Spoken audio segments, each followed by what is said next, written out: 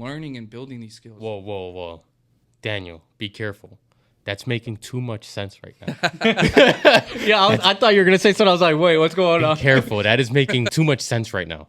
You might trigger somebody.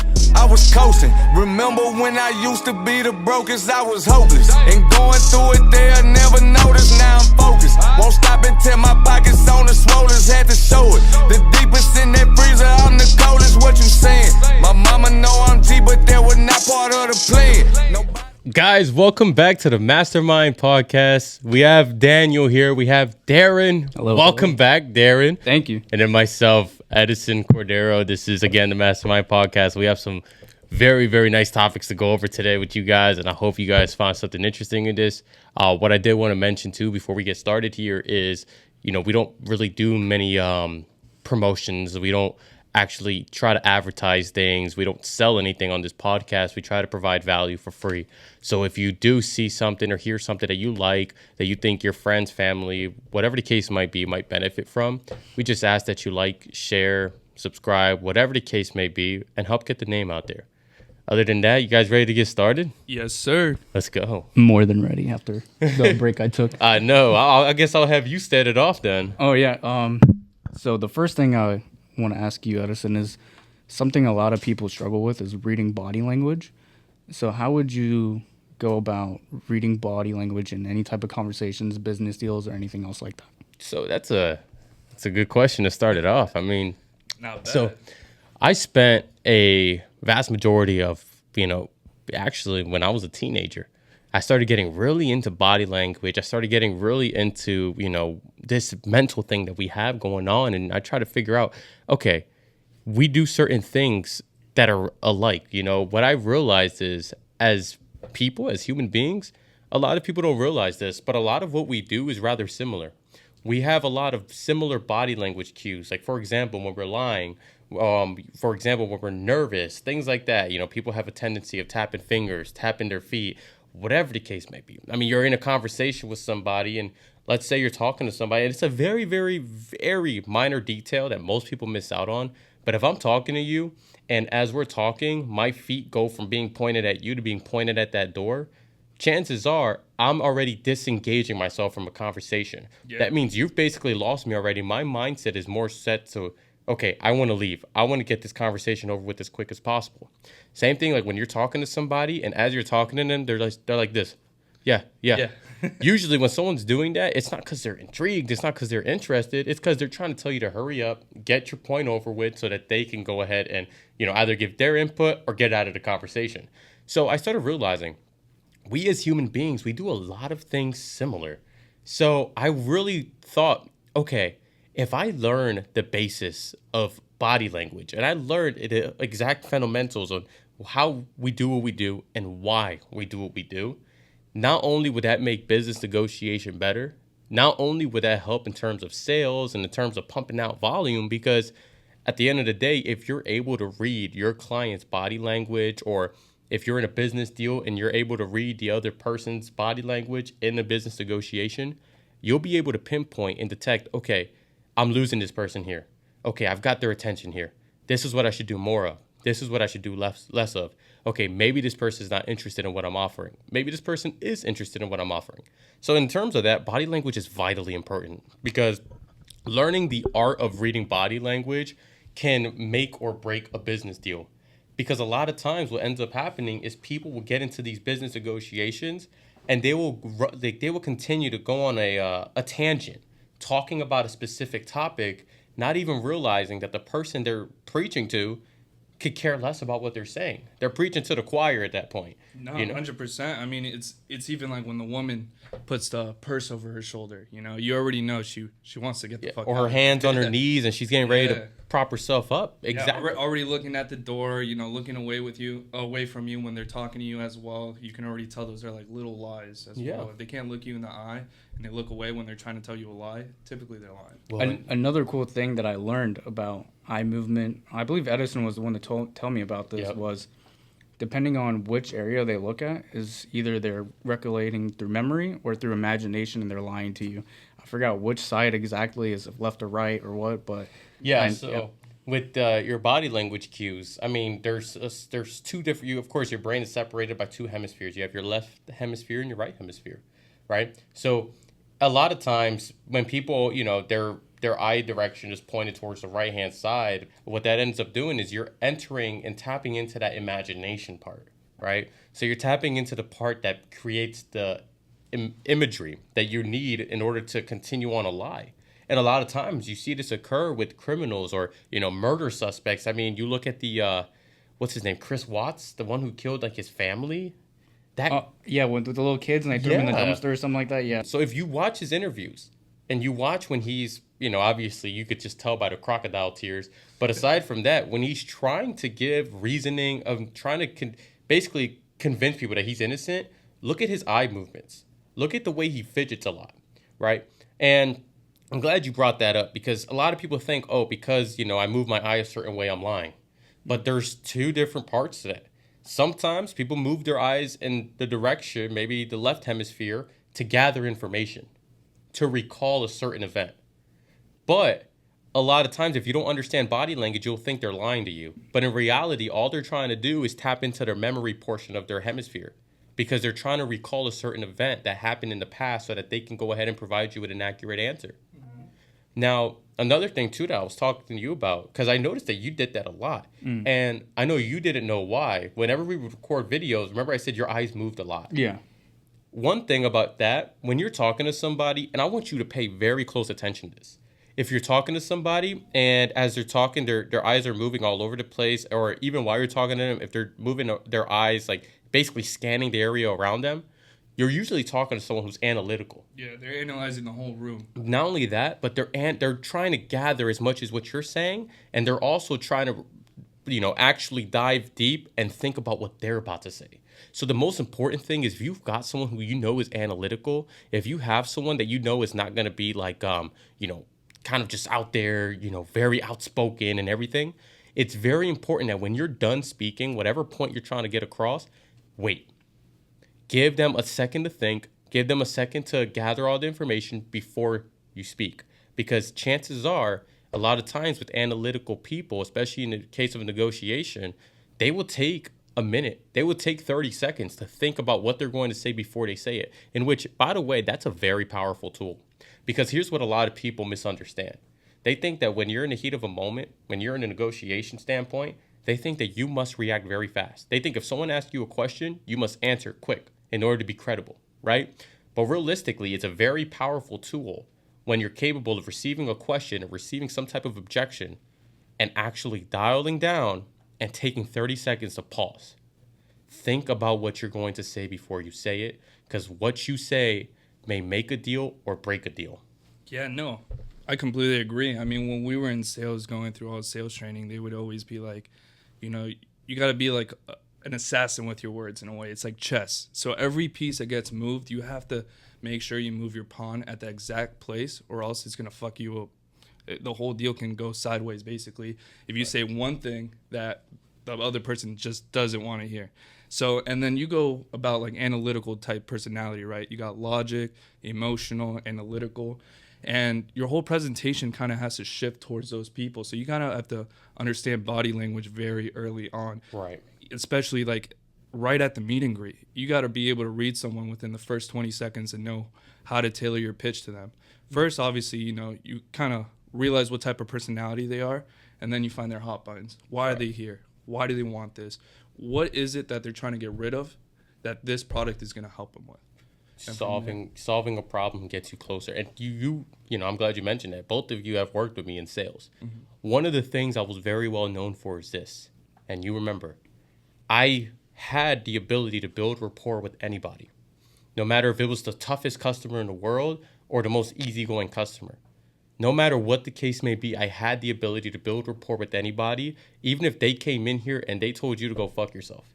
And the reason being is this. A lot of people think mirroring body language is, okay, your hands are down here, let me put my hands down here, right? This is mirroring. Mirroring is this. You tell me, for example, hey, listen, Daniel, this business deal is very important to me. I have a family. I have, my family I need to take care of. And my family's the reason I do everything that I do. This is mirroring. I'm going to look at you and be like, I understand, Daniel. Listen, it sounds like your family's the reason you do what you do. I want to help you get there. I want to do anything in my ability to help get you the deal that you're looking for in order to provide for that family of yours. 100%. So when you're mirroring somebody, you're not copying their body language. Usually, so here's what psychology teaches us and reading body language. What psychology teaches us is this: naturally, subconsciously, if a conversation is going well, you and the other individual would already start mirroring each other's body language. That's how you tell a conversation's going well. Yeah, even tonality in a way, right? Like if you have someone really shy, right, and you're coming at them like with all this enthusiasm, all this energy, they're gonna be like, "Yo, this guy's fucking crazy." Yeah, and the deal's done right there. Who's the next salesperson? Like, yeah, I mean, you not only want to match your tonality, but whatever the important things that they just mentioned to you were, repeat that back to them. Those are state-breaking questions. You know, you ask a question, but when you start the question, start off by listing 3 of the most important things they just said in their last statement, or 3 of the last things they said to end their sentence. And that'll show them that not only are you mirroring what they're saying, they're not going to know you're copying what they're saying. That lets them know that you're actively listening to them. And that's what gets you closer to a deal than just doing everything they're doing. And another cool thing about mirroring, too, is once you start mastering and learning how to mirror people properly, what it'll do is make them feel more comfortable when talking to you, allowing them to open up more. Like last night, I was watching a video about a 14-year-old boy that murdered his whole family. And during the cop, they knew he did it. And the cop, in order to get him more relaxed and slip up and feel comfortable, he was mirroring everything he did, mirroring his body language, how he talked, I saw that same video. And then it was pretty crazy. And then eventually the cop left the room, and you see the kid is like, "Oh, I'm so relaxed, I'm so comfortable, this is easy, I'm not a suspect."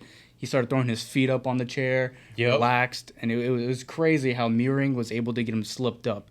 And it was just crazy watching the detective do all this. Now that you mention that, though, I want to go back to what you were mentioning too. Was that initial portion, that meet and greet, that initial introductory? You know, because a lot of people, at the end of the day, first impressions are important. I personally believe first impressions and last impressions, because a last impression is a lasting impression. Mm-hmm. But now you have a really good way of portraying yourself when it comes to that first impression. How do you go about doing that? And, you know, is that something you've always had, or is that something you've trained yourself to develop over time? It's definitely trained. 100% trained. I mean, like, kind of the last reels, I don't know if it was on a podcast or a reel, where I was talking about the nose, right? So eventually with meet and greets, you know, you kind of get a hand on, like, how they're responding to you initially. So the first 30 seconds are important. If you were told when you were a child, don't judge a book by its cover, trust me, people judge you as soon as they look at you. The first 2 seconds, they're already trying to figure out what type of person you are, if they can trust you or not trust you. So if you can, you know, enter a room or greet someone, shoulders back, head high, positive and confidence, you're already in there. And then from there, the next steps are report. So how good can you gather that information from this customer on why they're here, why they want this product, and what's the reason, their problem right now that they're having that you need to solve. So if you can touch into those things as soon as you pass that meet and greet and start doing report building, it's a lot of people as well. You do a meet and greet and all of a sudden you're trying to sell. Yeah. I'll tell you this, no one buys from a person that's not their friend or that they don't like. Mm-hmm. I'm in a car dealerships where I'm about to buy a car, and I know how the whole process works. I'm here for that car, and a salesperson just treats me bad. I go down the street 30 miles, maybe an hour out, just to buy from somewhere else. Mm-hmm. And it's all about, you know, that rapport, that connection, building the relationship. And also goes back to even long-lasting business. If you can withhold that relationship with one person for a really long time, you're going to sell their kids. You're going to sell their friends. You're going to sell their coworkers, everybody. Yeah. So bring, you know, enthusiasm. What I like to say is bottled enthusiasm, because a little too much can be an overspill. So you want to bottle in where it doesn't seem like fake, but some sort of organic and good energy, good vibes to the table. In a way. You just got to be very almost chill in a sense and let it flow. If you focus too hard on, I got to convince him, convince him, it's not going to work. The customer is there because they know what they want, and they kind of tell you, after speaking to them for a little bit, how to sell them. Yeah. How do you sell them the car? How do you sell them the house? How do you sell them this phone, or whatever the case, whatever you're selling? If you just chill, let them speak, it's about 80% you want the customer to talk and like 20% you want to talk. And then once you use those 80% of them talking, and you get them to open up, they tell you how to sell. You just have to 100%. Try to click it in your head, but that comes with experience. Yeah, and like you said, experience, that's a huge part as well with the practice. You start learning which questions to ask to give you those ammo. So, yeah, the customer's always going to tell you how to sell them, how to close them. So what you start learning with experience is, okay, if I ask him this, he starts asking me more buying questions. And those buying questions can lead to thoughts. And those thoughts lead to decisions. And those decisions lead to action. And then you close. That's right. Now, Darren, just a quick question for you. I mean, it's just I'm glad you brought that up too. I know you have a military background, so of course, very very straight edge, straightforward, everything in that nature. My question is, when in the face of adversity or let's say a confrontation, I mentioned in my last video when I was talking about confidence, I was talking about being non-reactive. Now that's something you've developed since you were fairly young. I mean, I remember back in middle school and high school, nobody even wanted to debate with you because, you showed no emotion. You showed no signs of anybody being under your skin, and you refused to show that you were going to crack under pressure. How do you develop that, resilience? How do you develop that non-reactive state where nobody can even not only tell your emotions, but you personally don't really portray them yourself? It doesn't really affect you. So being non-reactive isn't super easy. So you're going to have to take time to develop these skills. Right. Because a lot of the non-reactive part is mostly mental. Because if you freak out in your head, then guess what? Your body's going to start shaking. Your face is going to start getting red. And you're going to give off all these signs that you're freaking out. And that's going to give the enemy or the person you're debating or talking to or whoever the heck fuel to pick at you. So one thing that I did a lot in my head was I would listen to what they say, stay silent, and just convince myself they don't matter, and I don't care. So I'm just going to sit there, and I'm going to fire back. So you take a minute. You as bad as you want to just launch, no, you know what I mean? Take a deep breath and just chill and think. So if someone says something, you chill and think, okay, I don't even care what you're saying. So boom, you lay on them. And being non-reactive gives off a sense of, oh, yeah, I'm confident. I know what I'm talking about. I'm not going to freak out over what you're saying because why would I freak out? You know what I mean? I'm good. I'm better. Yeah. So that's a big key. I want to touch more on that here in a second because I feel like it will flow through later on in other topics. Yeah. But being non-reactive is really, really important. Also, if you're reactive to everything, nobody's going to really trust you. Nobody's going to really look up to you because you look like someone that can't control their emotions, can't control themselves. So if you're reactive, there's a business deal. Let's say me and you're doing a business deal, and I offer this, and you're like, dude, that's too low. And I'm like, why is it too low? You're saying what I'm offering to you, my money or whatever the heck is not worth your time. A lot of people get mad and will try to debate that. So you got to take a second and chill. And then that will show off that you're not so sensitive, that you know what you're talking about. You're kind of strong and confident built up. That's awesome. Yeah. I mean, I agree with that completely. It's just it kind of boils down to this. And it's and I said it before, you're not going to throw stones at every dog that barks at you. So now here's the thing. And this is something that's helped me be non-reactive. When people are talking to me, usually I'm just like, listen, no matter what happens, I'll be okay. No matter what this person says, I'll be fine. No matter what this person's opinion of me is, it doesn't matter. Because at the end of the day, their opinion of me is not my opinion of myself. If someone's got something negative about me to say, guess what? Thank you. Yeah. It's feedback. At the end of the day, I'll take that, right? At the end of the day, not everybody is going to like you. Not everybody's going to approve of you. But that's where self-approval comes into play. You approve of yourself. That's the most powerful tool. Because guess what happens when you start to approve of yourself? People start to approve of you. Yeah, exactly. Isn't that fucking crazy? Yeah, it's crazy. So this makes me think of another thing that will help you become more non-reactive is when you're in a conversation, let's say you're going to a party or something and you're networking, in your head, you have to picture yourself as a CEO. You're making millions of dollars. You're better than everyone out there. So that way you don't really get too nervous of, I really have to impress this guy. I hope he likes me. I hope this. You're already the baddest motherfucker around. So when you're like, why do I need to care about what you impress me? So you go in there, and when you're trying to network and pitch, guess what? You sound super chill, super calm and collective. They trust you instead of some frantic dude that needs approval, needs validation. Yeah, you're just calm and collective. You're the baddest fucker in there. So everyone's going to feel that badass energy and be like, yo, this guy is calm, collective. He knows what he's talking about instead of stressing out about, oh, I need this guy for this deal. I need this, and it'll just come naturally. Exactly. It's like what Daniel said in the last podcast. You know, you know when someone has that type of energy and that confidence, because when they walk into the room, you said it. Oh yeah, their chest is held high. They walk in with that confidence. It's like they just captivate the entire audience around them because of it. Yeah, no, 100%. And people can smell desperation. It's crazy because, like, whenever, like, especially in sales, I go back to this a lot because a lot of our careers, you know, we did sales. But a lot of customers, like, whenever I had a bad month and I was like, shoot, I need to sell this or I ain't paying my rent today. And basically what I was figuring out, it's like, shoot, the more I needed it, the less I was selling. And the less I wanted it, the more I would win. Yeah. You know, it was kind of crazy. Like, I'd have days I'd be like, shoot, I made all the money this week. I don't need to do this again. I would just help out because we're too busy. Boom, another sell. And it's like momentum. I'm like, shoot, when I don't try, I sell more. It's kind of crazy. So as long as I stay confident with the bottled enthusiasm and leave the desperation outside the door when I walk in, it's deals all day. Yeah, I mean, that's right. I mean, body language. A lot of people don't realize that, you know, our brain has a way of just picking up on body language cues that a lot of people have. And I mean, you know, it's gonna boil down to this, and it's just, you know, when you're having a tough month, when you're not selling, when your business is not doing what, you know, you projected for it to be doing, just be calm. Just let everything fall into place. A lot of times when your business is struggling, when you're struggling, there's something out there for you to learn. There's something out there for you to pick up on. And a lot of times what ends up happening is a lot of people lose momentum and motivation.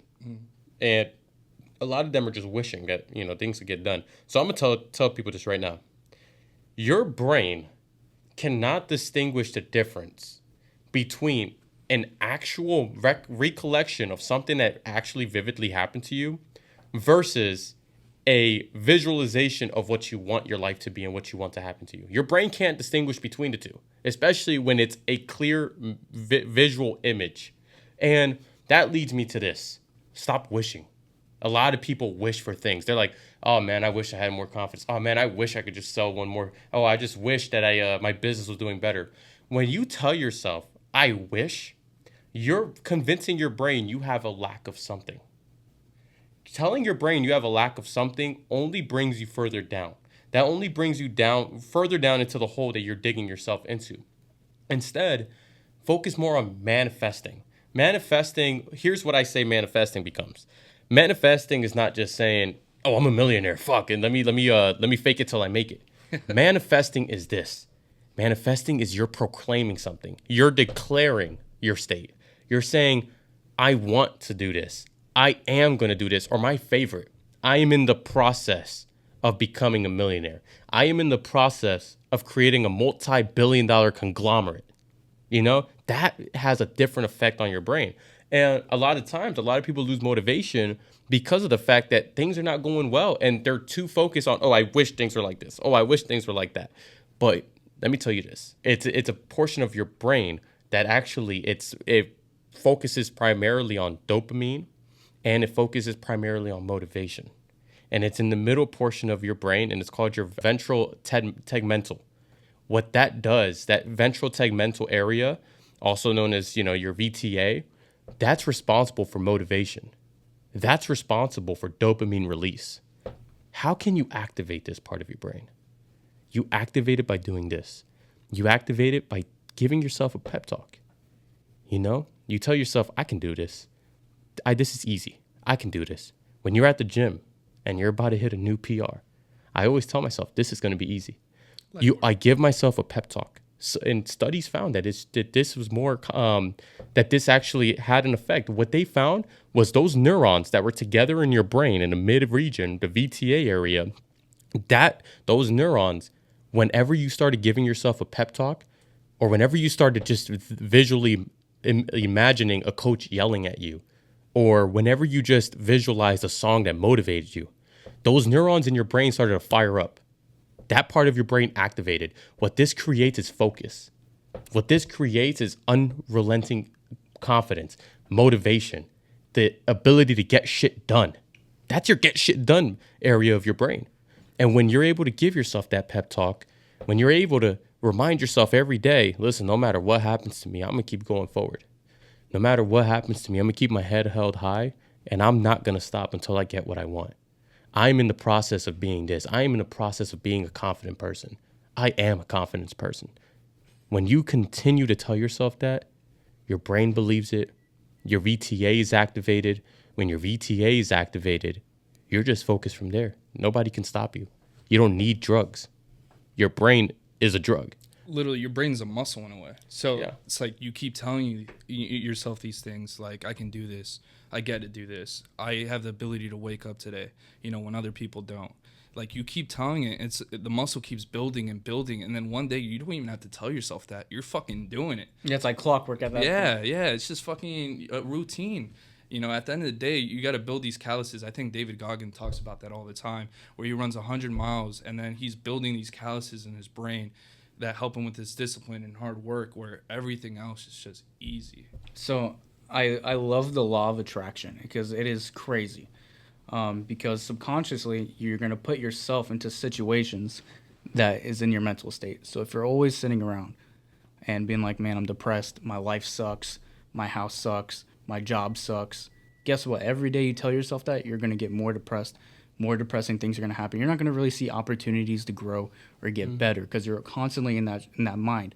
Because spiritually, in the law of attraction, you're bringing all this negative energy into you. You're attracting more of what you don't want. Yeah, exactly. So if you sit there and you're in a bad situation, and by the law of attraction, you're just like, man, I'm going to get out of here. I'm going to do this. I'm going to get a better paying job.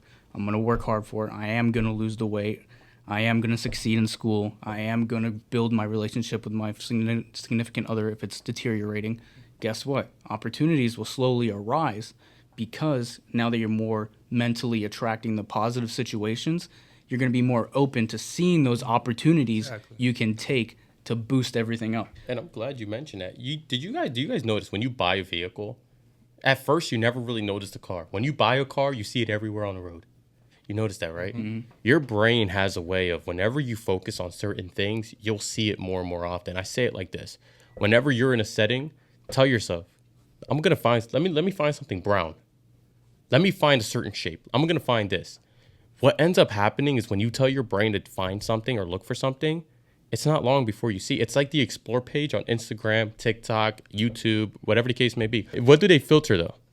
They filter everything that you watch, everything you search, everything you follow, and they show you more of what you already look at. Yeah, your brain does the same thing. You don't think these social media companies, they spend money on research to learn how to do this? Of course they do. So when you ask yourself or when you tell your brain to look for more of something, it's not going to be long until you find what that is, until you find it. But until you tap into that region of your brain that's going to be like, I'm not going to stop until I find what I'm looking for, you're never going to find it. You're always going to be lost. And it's simple as that. Yeah. No, and I kind of want to touch a little bit about what Darren said. You were saying, there's a lot of people that sit at home and they tell themselves they're depressed and all this stuff. And it kind of goes back to the definition of insanity, because I tell a lot of people this stuff too. If you do the same thing every single day and expect change, that's literally the definition of insanity. So you basically have to change yourself before you can change your opportunities, your results, or your whole life, right? So how do people, in a way, kind of get themselves out of that hole and can start like believing? Like, what are some things that they can do to start doing that stuff? So when I have somewhat personal experience with being stuck in a negative mindset, when I broke my lower back and I got super depressed because it sucked working out, it sucked doing anything. My life sucked at that point in my head, and I just started eating bad and I gained a lot of weight. I was just in a negative mindset and I kept saying, man, my life sucks. This has happened to me. My life sucks. So I was in that negative. And then I'm not too sure exactly what happened in my head, where one day I was like, this is enough. I looked in the mirror and I was like, this is enough. So I just kept telling myself, I need to do this. I need to do this every day, no matter how bad I feel. I have to do this. So I was trying to do the law of attraction in a way, force myself to be a different person than I was then. And then slowly after some time, I wanted to quit so bad. I'm like, man, my life would be easier if I just sat home eating potato chips and watching Game of Thrones. But by going out and doing those things, I slowly started feeling better. I would look in the mirror and I slowly started feeling more confident in myself. One of the things that I see a lot of, entrepreneurs and young entrepreneurs, young friends of mine, they're always looking for something called motivation. I mean, you guys have seen it, right? We get it for 1-2 days, and then it doesn't come back until I watch another motivational video, or I tell myself a certain thing, and then the next 24 hours, I don't feel motivated again, right? So a lot of people don't realize this, but motivation means motive. So your reason why, right? So a lot of people, instead of finding motivation, I think they need to find the reason why they're doing something and use that as a passion to catapult their business forward. Let me ask you guys something, though. What is your reason why? Like, how did you guys find that? Because I feel like a lot of people don't have trouble finding it sometimes.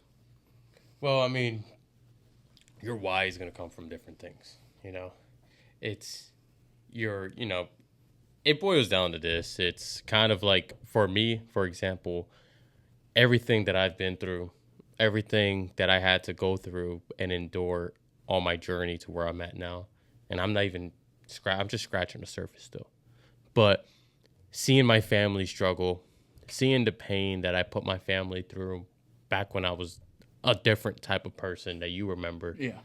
I didn't like that. And I wanted one thing for certain. There was a couple times where I should have been homeless. There was a couple times where I had no money to fucking spend on food. I had no money to even go out. And I remember the only thing that had my back, the only thing that saved me was not only this business of mine, but the support I got from my mother, the support I got from the rest of my family. And the number one thing that stuck with me is I never want anybody to ever have to go through the same shit that I went through. Because what I say is it felt like a form of hell that appeared to be inescapable. And I'm escaping it now. So I'm showing myself that there is an out. A lot of people don't realize that there's an out. A lot of people don't realize that there's a light at the end of the tunnel. They think they're just stuck. They think the only way that they can get out of this tunnel is by turning around. But usually when you turn around, what does that end up? If you're an addict and you're, trying to go through a cleanse and you're going cold turkey and you feel like there's no way out, what do? You relapse. Yeah. When you relapse, what happens? Usually you relapse for the worst. Usually your addiction gets worse. So, it's similar to how we view life. At the end of the day, when you're realizing that there is a light at the end of the tunnel, when you realize that your why is greater than any obstacle that you might face, that builds a certain amount of resilience to the point where no matter what life throws at you, you're ready for it. You can combat it head on. Because at the end of the day, here's the deal. When you are trying to become successful, when you are trying to build something with your life, guess what gets thrown at you? Obstacles. And the bigger the dream, the bigger the obstacles. The closer you get to the dream, the more obstacles come with it. It's important not to view obstacles as obstacles, but to view them as stepping stones. But now I notice a lot of people are going to be like, this is just common sense. But at the end of the day, common sense is not common practice. Yeah. How many people say, oh, that's common sense, but they don't do that on their day-to-day lives. They don't do that from a daily basis. So I'm guilty. Exactly. At the end of the day, you got to view it like this. Practice what you want. Practice manifestation. Practice affirming to yourself that you will become a certain way. Start looking for the signs. Start looking for ways. Start remembering why you started in the first place. And at the end of the day, practice makes... perfect. No. Close to perfect. Practice makes progress. Oh, progress. Oh, yeah. When you're focusing on perfect, that's what drives you crazy. And that's why when coaches do tell you that, when they're like, oh, practice makes perfect, that sets you up for failure.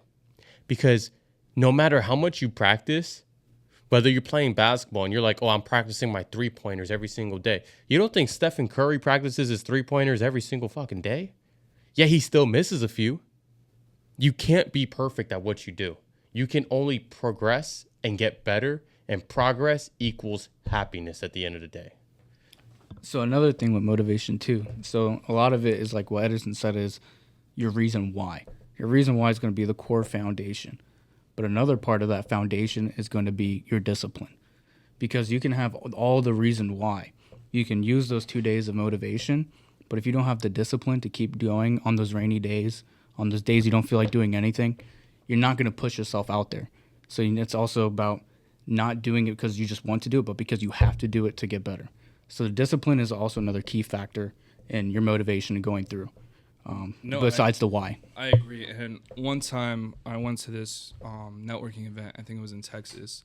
This guy told me basically the way to stay profitable is by staying consistent. As long as you can continue with volume, you're gonna get better. It's all practice at the end of the day. Yeah. You know, we fail, but it's not really failures or lessons. We have problems, but there's always solutions. And at the end of the day, as long as you keep striving forward and stay disciplined and consistent, you're going to make money. You're going to have a successful business. And I'll tell you this, I've found out, I mean, you hear like entrepreneurs, right, millionaires, you can take everything away from them, and in 6 months, in a year, they can become millionaires again. How is that? You know? And it's all because they know what they need to become in order to get there. Yeah. They need to change themselves in order to change their lifestyle. And that's the way it is. I mean, you see them, like, even I think Grant Cardone did an Undercover Billionaire, you know, from I think 3 months or something like that. He made a $1 million business. And it's the same thing. You know, if you have the knowledge, you have the plan, all you need is the discipline and the consistency to get you there.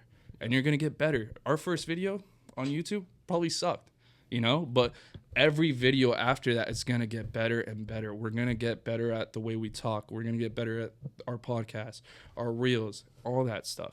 Just because everything we do in life is just to teach us on how to get better and become more valuable. Yep, and I agree. And one thing I've noticed a lot too is, you know, schools don't teach enough about making money.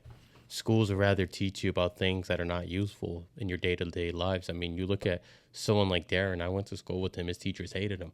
The reason being is not only did he debate everything they said, for some odd reason, Darren had the tendency of never doing shit in class, never paying attention, and passing every single test. I had a couple friends. And, you know, at the end of the day, the closest I've ever got to learn the things that at least helped me in my future was when I went into economics class. But school doesn't necessarily teach you about money. And I've said this before in a very, very, very, very, very old video. Everything you've been taught up until this point has been fictional, not factual. Everything you've been taught growing up about how the actual real world is fictional. So the one thing I hate most about schools, and we're talking about the whole, so I had to get this out, is that schools teach you that failing is bad. Failing is not bad. Right. Failing is a learning opportunity. Exactly. They indoctrinate you to sit there and be bad about failures. So now you are anxious about failing. You don't want to fail. You're striving to always get that perfect test score, when in reality, you're never going to get it. Because you need to fail to grow. And schools don't want you to fail. They want you to constantly pass. They also teach you not to rely on other people. They want everyone to be in their own little cubicle, focused on themselves, when the number one thing to growing is to reach out to those people around you and help elevate you to the higher level. I hate public schools, and I don't know, I could tell you got some passion in there too. Yeah, I hate it. Hey, I'm gonna bring up a question because I've been on both sides of this, college and non-college. What do you guys think about going to school for business? Can I ask you this first? Because I think you're the perfect person to ask this to. You had a full ride to UF. Mm-hmm. You dropped out of UF. Yeah. What was that pivot that made you realize, you know, I don't need school? Using my questions against me. All right. Yeah, I mean, like you said, I had a full ride to UF. I did dual enrollment in high school, so I actually graduated with 73 college credits before I even graduated high school. So I already had my AA going into University of Florida. One of the things my parents raised me, like, hey, you got to be an engineer or a doctor if you want to make money in this world. We came from Venezuela, so they left everything for us to have a future here. So education was their number one thing. They were willing to sacrifice, 80-hour work weeks in order for us to go to school. And everything since the moment I was like, I think 4 or 5, hey, you got to be a doctor. You got to be a doctor. You got to be a doctor. You're going to med school. I saw this vision about you. You're going to be a doctor. And it kind of got instilled in me, and I kind of was starting to feel bad. I was like, shoot, like, I guess I'm going to become a doctor because, 1, I don't know what the fuck I'm going to do right now. And 2, I got a full ride to school, so I got to do something. You kind of look like you could be a doctor. Dr. Dan. Dr. Dan. Well, the crazy part is that I went through 3 years of this university. I got to my last semester, 3 classes left, and I dropped out. And the question is why? That's what everyone's wondering. Mm. And the reason is because I've realized, especially even now, when you're doing something that, you're not, doesn't fulfill you or you're not passionate about, it just feels like a waste of fucking time. it feels like you're sitting at the DMV waiting for your license for 2-3 hours, when in reality, you're in a classroom trying to learn about biology, microbiology, and all this other stuff that most likely doesn't even pertain to the science of medicine, right? So what I realized, I was like, shoot, like, I don't really love this. I'm going to go through another 4 years of school, which I already hate school. And what am I going to gain from this? I'm going to gain knowledge, experience, and the ability to have the skill to operate on people with a license, right? So I was thinking, okay, so if I can get a license and knowledge in another field and make similar money with, a different vessel, how would I go about that? So then I started doing research on real estate, and I fell in a deep hole. Deep hole. And I was just in love with it. And my dad was a real estate agent at the time, so he was selling properties and stuff like that, and he also had a business with Disney. So I called him. I was like, hey, what do you think about real estate? He was like, oh, it was good, blah blah blah. But when 2008 happened, everything went to the dump, right? So I was like, okay. So I started doing more research about 2008 depression, and I realized, okay, a lot of millionaires were made in 2008, as well as a lot of millionaires losing their $1 million, right? So I was looking at all these recession information and everything I can gather from it, and one thing that kind of came to me was like, dude, I don't want to be a doctor anymore. If I'm going to put the same amount of time into this, why not put it into something I love, dream big, and pray for throw it to the wall and hope it sticks in a way, right? So I dropped out of college last semester, and I went full-time on my business, and I got a sales job actually at City Kia selling cars and stuff like that. So once I got to that point in sales where I was making money and then also doing my side hustle, I realized, like, wow, this is very similar to what I'd be getting paid in with a college degree, but now it's retrospective, something I love, right? Mm-hmm. So that's basically why I did it. It wasn't really a passion for me going to school. And, like, teachers teach you stuff that they didn't even learn. Like, they're in school teaching you, right? Let's say for an accounting teacher, right? That teacher, if you ask him, hey, have you ever been an accountant? Most of the time, they'll tell you, no, I've never been an accountant. I studied accounting in college, and now I'm teaching accounting. So, now that you mentioned that, I know you were talking about business in college. I actually went to college for business marketing. Oh. I had a business class. I dropped out of college, I want to say, within my first semester. The reason being is this.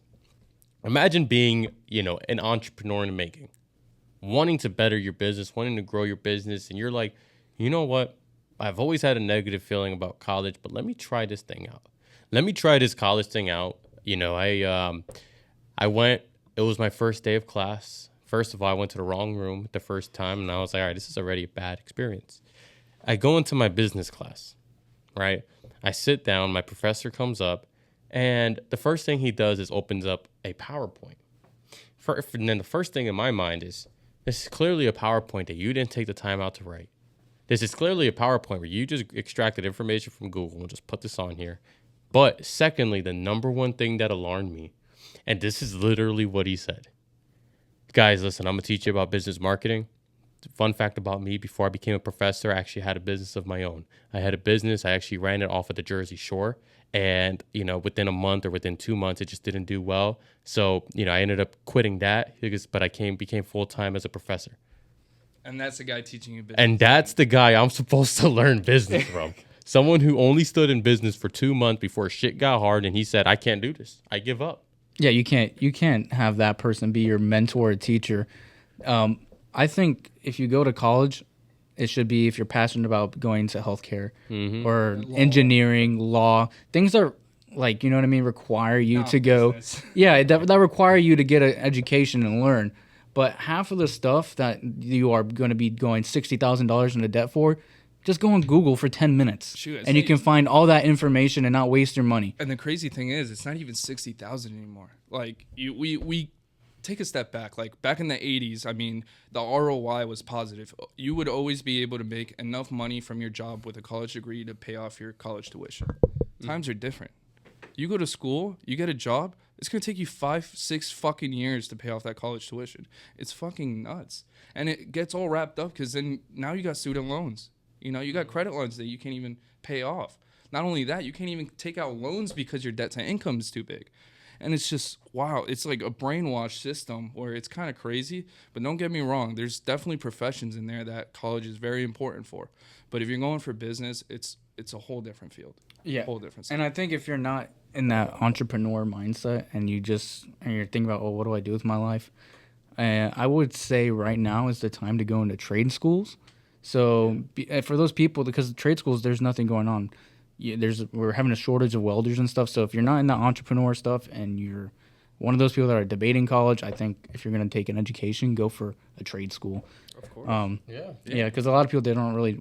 You think about this: the person that goes to Harvard and obtains $300,000 in debt, right? They go to Harvard. They fight for alumni to put in a word for them. They fight to get into Harvard.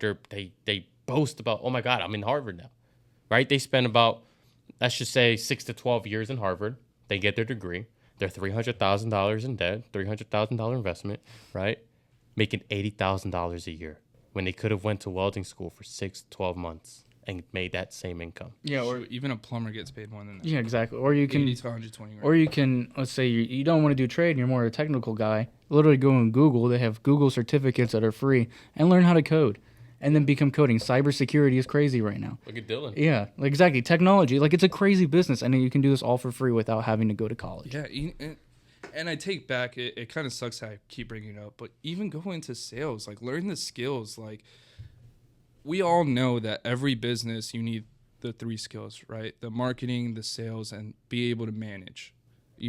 Staff, employees, and stuff like that, and be able to be a good boss, right? So if you can get those 3 things and learn those 3 skills with a job and get better at it every single time, when you decide to go into your side hustle or your business, you're already going to propel it. You already know what to do. You already know what to say. You already know how to close deals. You already know how to market, and now you know how to prospect. Exactly. So at the end of the day, what else is there to do? You're learning and building these skills. Whoa. Daniel, be careful. That's making too much sense right now. Yeah, I thought you were going to say something. I was like, wait, what's going on? Be careful. That is making too much sense right now. You might trigger somebody. Ooh. All right. No, but on a real note, I'm glad you mentioned that. You're wrong. You need to go to college. Yeah. No. I mean, that's the old school way of thinking. Back then, of course, the only way to make a solid amount of income was through college. So a lot of people are still stuck in that old school mentality, especially parents. There's a lot of parents that frown on millennials. There's a lot of parents that frown on, the younger generations, but what they fail to realize is they raise that generation, right? And gave them their phones when they were 4 years old. They're on TikTok. Actually, did you know something? When you sleep, did you know your brain is the most creative and active? It releases the same type of electromechanical energy that you do when you're in the shower. Did you notice that when you're in the shower, you have the most vivid thoughts, the most clear energy and most clear thoughts? But do you... Katy Perry, exactly. Up in my head when I'm in the shower. I'm going to be honest, I'm not with you on that. Think about... blank and relax. Think about this, though. When you wake up, it is the perfect opportunity for you to actually get to work. But did you know that when you wake up and the first thing you do is look at your phone, you disrupt your brain's patterns? So that disables your brain from its creativity aspect, and that prevents your brain from continuing on that creative state that you were in when you were sleeping. I heard this thing. It's kind of funny you said that, where it's control your life. Don't let your life control you. So if you wake up and you grab your phone right when you wake up, that means your phone's controlling your day. If it's the first thing you do when you wake up, it has control over you. So what are some things that you can do to stop that, right? Put your phone in the bathroom. So when you hear the alarm, all you hit is stop, and then you go either read, meditate, do your bed, do your morning workout, whatever your routine is like, right? You set up what you like. But the moment you let something take control of your life, you start realizing, I have a couple friends, especially, I'll hang out with them in person. I haven't seen them in weeks. And, dude, they're on their phone for 30, 40 minutes. I'm like, dude, I haven't seen you. Say what's up. Yo, have you been? Let's start a conversation. Let's play some games. Let's do something, right? But they're glued to their phone because they let that, device take control over their life, which is crazy to me. And when they do engage in a conversation, it's usually a short conversation because they can't maintain that type of interaction anymore because their attention span has shortened. Yeah, because TikTok and stuff like that. So, but one thing I will say though is this: Jim Kwik actually had some very, very good advice. By the way, if you haven't read his book Limitless, I very, very highly recommend reading that book. Jim Kwik says this: when he wakes up in the morning, this is the first thing he does. He gets his journal out. He writes down 5 things he wants to accomplish for that day. After he writes down those 5 things, he refuses to even pick up his phone until he gets those things done. That's crazy. Yeah.